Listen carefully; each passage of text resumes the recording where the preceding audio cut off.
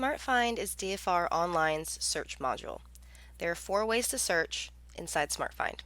The first one being the classification search, where you can type part of or all of a category name, and all of the results will have that part of the word or the full word in the results.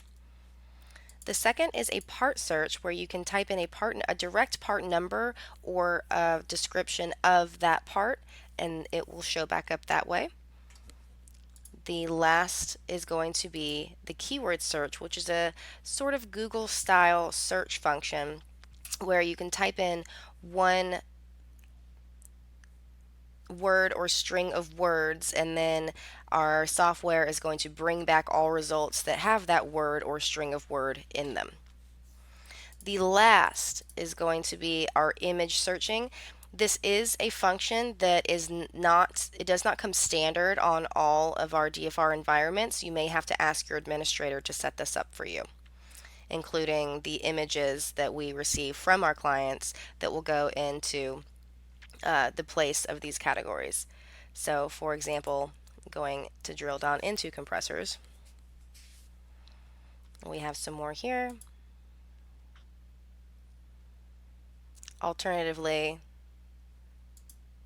I can do a new search directly for those scroll compressors.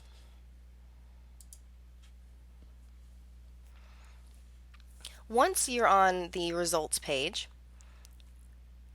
you'll see a list of the part numbers, and so here the user is able to see that there's 929 entries. Scrolling through, seeing all of the attributes listed here, you can go by page, show up to 100 entries at a time. There's the select all, clear all function, and this is most helpful when you would like to export this page or maybe even all of the parts. You can also add to a deliverable or an access group at this time.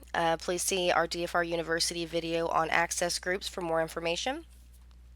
On the left-hand side, we have a filter, or multiple filters rather.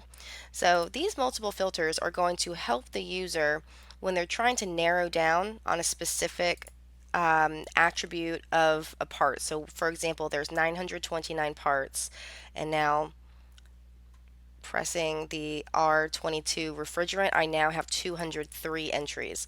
And I can keep on going further and further down with this if I would like to. Preferred part and the outlet size. Just a note, these are also key attributes. The only way that the filters are going to show up on the left-hand side is through key attributes being set inside of Smart Class. Lastly, there are report functions to look at a population report or a duplicates report straight from SmartFind. Thank you very much.